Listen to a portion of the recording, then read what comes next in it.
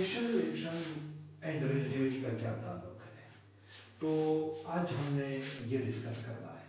देखिए, when Einstein discovered the special theory of relativity in 1905, इसके बारे में हम जानते हैं, it was only a matter of time before it would be applied to bombs and nuclear reactors. Einstein ने जो स्पेशल थ्योरी ऑफ रिलेटिविटी पेश की थी, पब्लिश की थी, तो ये वैसे एक्सीडेंटली ये बम्स और न्यूक्लियर रिएक्टर्स में लोगों ने इस्तेमाल करना स्टार्ट कर दिया। तो आइंस्टाइन के जहन में ये नहीं था कि ये मैंने बम्स और या न्यूक्लियर रिएक्टर्स में ही यूज़ करना है। बहरहाल it was a matter of time before it would be applied to bombs and nuclear reactors. इसका प्रोसेस किस तरह होता है? देखिए, यूरेनियम 238 मिलता है दुनिया, मतलब हर जगह पे आपको अवेलेबल होता है। अब यूरेनियम 235 जो न्यूक्लियर बम्स या न्यूक्लियर रिएक्टर में यूज होता है, ये इंपॉर्टेंट है। अब 238 से 235 यूरेनियम जो ये कैसे बनाया जा सकता है, तो इसमें ये जो थ्री इलेक्ट्रॉन्स हैं, इसको निकाल लेते हैं एक यूरेनियम एटम 238 से, और वो फिर 235 बन जाता है। तो ये जो प्रोसेस है ये बहुत मुश्किल काम है, और इसको हम फिर कहते हैं एनरिचमेंट। और ये मुश्किल काम है, ये जो एनरिचमेंट है, सबसे मुश्किल काम जो एटम बम बनाना या न्यूक्लियर रिएक्टर बनाना, ये मुश्किल काम है। अब यहाँ से ये हमारे पास यूरेनियम 235 है। जब इस पे न्यूट्रॉन बम्बार्डमेंट होती है, तो ये बेरियम और क्रिप्टॉन दो एलिमेंट्स हमारे पास बन जाते हैं, न्यूट्रॉन निकलते हैं, और साथ साथ इसमें से एनर्जी भी रिलीज हो जाती है। अच्छा, अब आगे इसका प्रोसेस क्या है? देखिए, द बेसिक प्रिंसिपल इज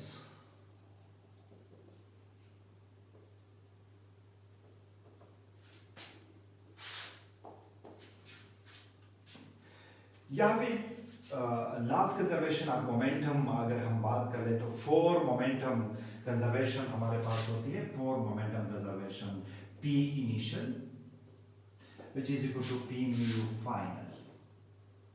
ये है law of conservation of momentum in 4 vectors. और हमें ये भी पता है कि P mu जो है ये E divided by C into P के बराबर होते हैं। ये हमारे पास इस तरह मौजूद है। और यहाँ पे हमारे पास जो E है, दिस इज इम्पॉर्टेंट, और वो गेमा एम नॉट C स्क्वायर है। अब अगर एनर्जी हमारे पास ये है, तो इसका मतलब ये है कि law of conservation of energy भी यहाँ पे यूज होगी। और law of conservation of energy हमें ये बता देते हैं कि initial energy of the system which is equal to final energy. अब ये जो प्रोसेस होता है, इसमें initial energy of the system अगर हम कंसीडर कर ले कि रेस्ट मास m है और यूरेनियम का, तो mc स्क्वायर हो जाएगा। और ये दो आपके पास एक एलिमेंट्स बन जाते हैं, एक बेरियम है, एक क्रिप्टॉन है। तो एक का अगर सेम मास कंसीडर कर ले, तो एक गेमा एम नॉट C स्क्वायर है, दूसरा भी गेमा एम नॉट C स्क्वायर है। क्योंकि गेमा के साथ अगर ये हमारे पास यूरेनियम है, तो मतलब एक बेरियम इधर आ जाता है, और ये एक हाईली स्पीड से ये मूव करेगा, और ये क्रिप्टॉन हमारे पास बन जाएंगे। तो ये बेरियम का है, ये क्रिप्टॉन का है। तो हमारे पास लॉ ऑफ कंजर्वेशन कुछ इस तरह बनेगा। और इधर से अगर आप लोग देखें, तो C स्क्वायर और C स्क्वायर इसमें से कैंसल आउट हो जाएगा। और अगर हम इसमें से गेमा को निकाल ले, तो गेमा m डिवाइडेड बाय ये अगर ऐड अप कर ले, तो ये 2m नॉट के बराबर है, 2m नॉट। तो इसमें से गेमा कुछ इस तरह निकल सकता है।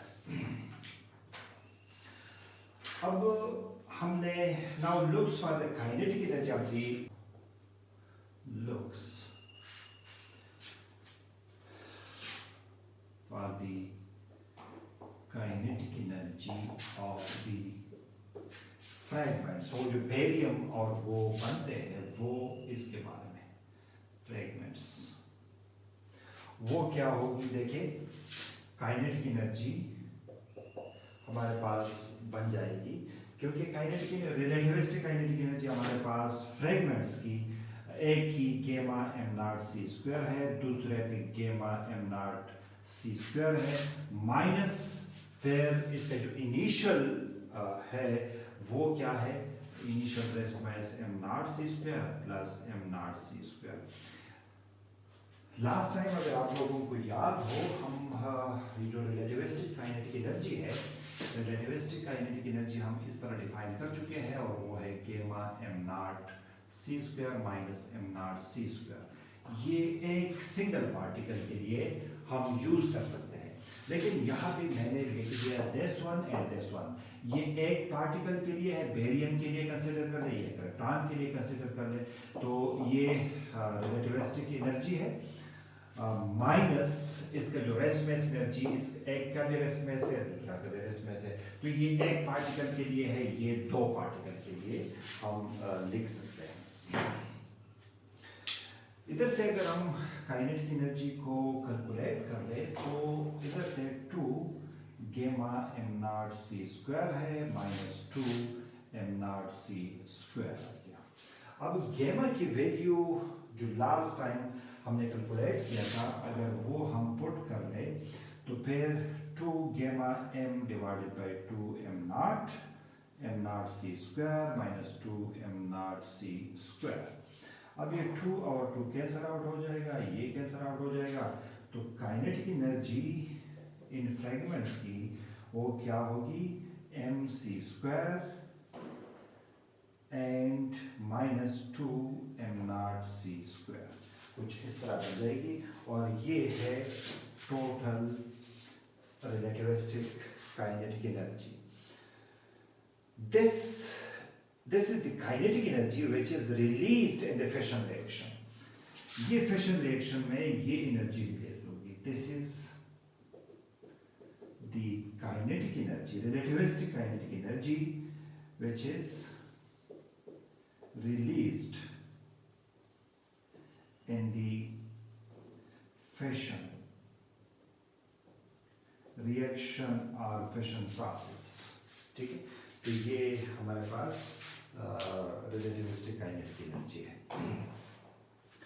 अब ये जो काइनेटिक एनर्जी है ये एनर्जी कितनी है इसको समझने के लिए सबसे पहले हमने यूनिट को समझना है। काइनेटिक एनर्जी जो एनर्जी की यूनिट्स हैं वो समझेंगे, फिर आके ये जो फार्मूला है ये यूज करके हम मतलब जितनी भी काइनेटिक एनर्जी हमारे पास आ जाती है वो हम कैलकुलेट कर सकते हैं। और वो कैसे कर सकते हैं, देखिए ये याद रखिए कि 1 इलेक्ट्रॉन वोल्ट मतलब ये है 1.6 × 10⁻⁻19 जूल के बराबर, ये इसके बराबर होगी, ये इतनी एनर्जी होगी 1 इलेक्ट्रॉन वोल्ट। अच्छा,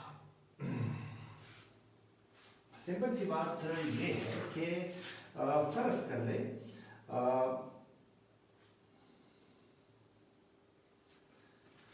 ले आपके पास एक दो प्लेट्स है, एक ये है एक ये है, ये नेगेटिव और ये पॉजिटिव एनर्जी, और इधर से एक इलेक्ट्रॉन को हम रिलीज कर दें यहाँ से यहाँ तक, तो जितनी एनर्जी ये गेन करेगा वो हम इन यूनिट्स में लिख सकते हैं। अगर 1 इलेक्ट्रॉन वोल्ट एनर्जी गेन करता है तो 1.6 × 10⁻⁻19 जूल है। तो बाकी हम इसके जो यूनिट्स है वो भी लिख सकते हैं, वो हमें पता है, और वो ये है कि 1 किलो इलेक्ट्रॉन वोल्ट ये हमारे पास 10⁻³ इलेक्ट्रॉन वोल्ट के बराबर है। 1 इलेक्ट्रॉन इसके बराबर है, 1 किलो इलेक्ट्रॉन इसके बराबर है, और 1 मेगा इलेक्ट्रॉन वोल्ट ये हमें पता है कि ये इसके बराबर होता है। 1 जो गीगा इलेक्ट्रॉन वोल्ट है वो 10 की पावर 9 इलेक्ट्रॉन वोल्ट के बराबर है, और सिमिलरली 1 टेरा इलेक्ट्रॉन वोल्ट 10 की पावर 12 इलेक्ट्रॉन वोल्ट के बराबर है। ये तो सीधी सीधी बात है और हम इसको इस तरह लिख सकते हैं। दूसरी तरफ ये है, ये भी नोट करने वाली चीज है कि M naught which is equal to E divided by C square है, मतलब E is equal to M not C square. तो एम नॉट हम अगर इलेक्ट्रॉन वोल्ट में लिखे तो इसकी जो एनर्जी होगी, देखें इसकी यूनिट क्या होगी, मैस की यूनिट क्या हो सकता है। देखिए इसकी यूनिट, मैस की यूनिट होगा इलेक्ट्रॉन वोल्ट पर सी स्क्वायर, मतलब इस यूनिट में मैस को हम रिप्रेजेंट कर सकते हैं। कैसे? Example of mass of electron है, तो मैस ऑफ इलेक्ट्रॉन को इस यूनिट में अगर हम लिखेंगे तो इस यूनिट में 0.511 मेगा इलेक्ट्रॉन वोल्ट पर सी स्क्वायर, तो ये है मैस। और मैस ऑफ फोटॉन जो है, मैस ऑफ फोटॉन नहीं है प्रोटॉन, ये है 938.8 मेगा इलेक्ट्रॉन वोल्ट पर c square. Similarly mass of neutron जो है ये हमारे पास बराबर है 9409 मेगा इलेक्ट्रॉन वोल्ट पर सी स्क्वायर। तो ये कुछ चीज़ें हैं जो ज़रूरी है कि आप लोगों को ये आना चाहिए। सिमिलरली मैस ऑफ टॉप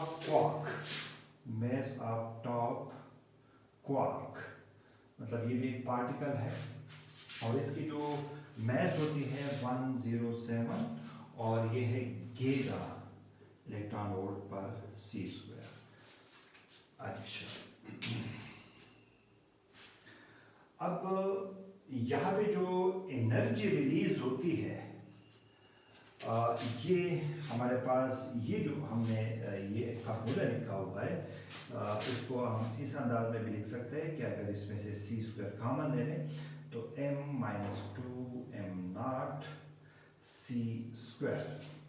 तो ये एक फार्मूला, इसमें से जो काइनेटिक एनर्जी जो हमारे पास एनर्जी रिलीज होती है वो एक एटम से, याद रखिएगा एक एटम से अगर ये वाले फार्मूले हम यूज कर ले, मैस ऑफ द सिस्टम जो पार्टिकल है उसका मैस है और जो फ्रेगमेंट्स है वो एक एटम को अगर हम कंसिडर कर ले, फॉर एग्जांपल हम एक यूरेनियम एक एटम को कंसिडर कर ले और ये अपने फ्रेगमेंट्स में तकसीम हो जाए, तो इससे जो एनर्जी हासिल होती है, इसमें पुट करके जो एनर्जी हासिल होती है, इस फार्मूले में अगर हम इसमें पुट कर ले तो काइनेटिक एनर्जी ये अप्रॉक्सीमेटली ये हमें मिलता है तकरीबन 200 मेगा इलेक्ट्रॉन वोल्ट, इतनी एनर्जी हमें मिलती है।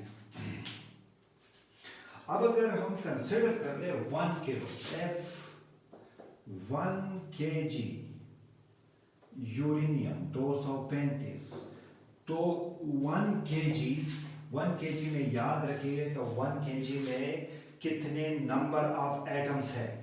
1 kg में 1 kg यूरेनियम में अप्रॉक्सीमेटली ये जो नंबर ऑफ पार्टिकल्स है वो 2.6 इंटू 10 की पावर 24, इतने नंबर ऑफ एटम्स मौजूद है 1 kg ऑफ यूरेनियम में। नंबर ऑफ एटम्स लिख सकते हैं इसको। अच्छा, तो अब 1 kg it means that the energy released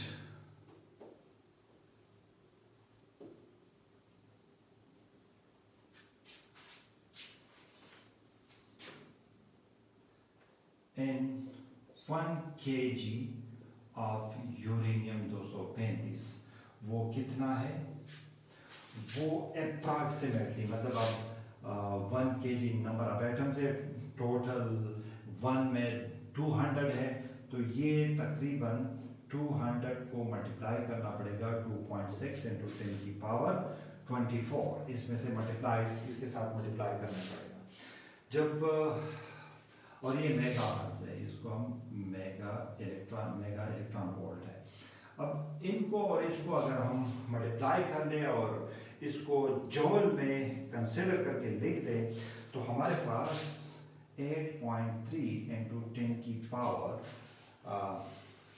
13 जॉल, इतनी एनर्जी हमारे पास 1 kg यूरेनियम से मिलता है। अब ये जो एनर्जी है, ये पॉइंट बहुत इंपॉर्टेंट है। दिस काइंड ऑफ एनर्जी, ये तो 1 kg यूरेनियम से मिलता है, लेकिन this energy can be achieved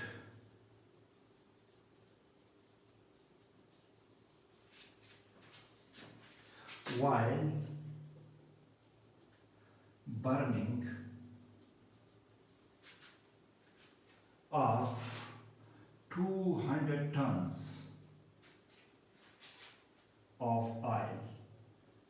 देखिए इतनी एनर्जी है, ये जो 1 kg यूरेनियम से हमारे पास जो एनर्जी हासिल होती है, ये इतनी एनर्जी होती है जब आप 200 टन ऑयल को जला दें तो हमारे पास इतनी एनर्जी हासिल होती है। तो ये बहुत बहुत इंपॉर्टेंट पॉइंट है कि इतनी बड़ी एनर्जी 1 kg से मिलता है।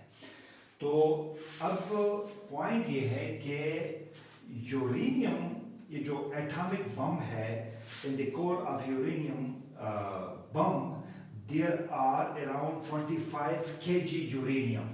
मतलब एक एटम बम जो होता है इसमें तकरीबन 25 kg यूरेनियम मौजूद होता है।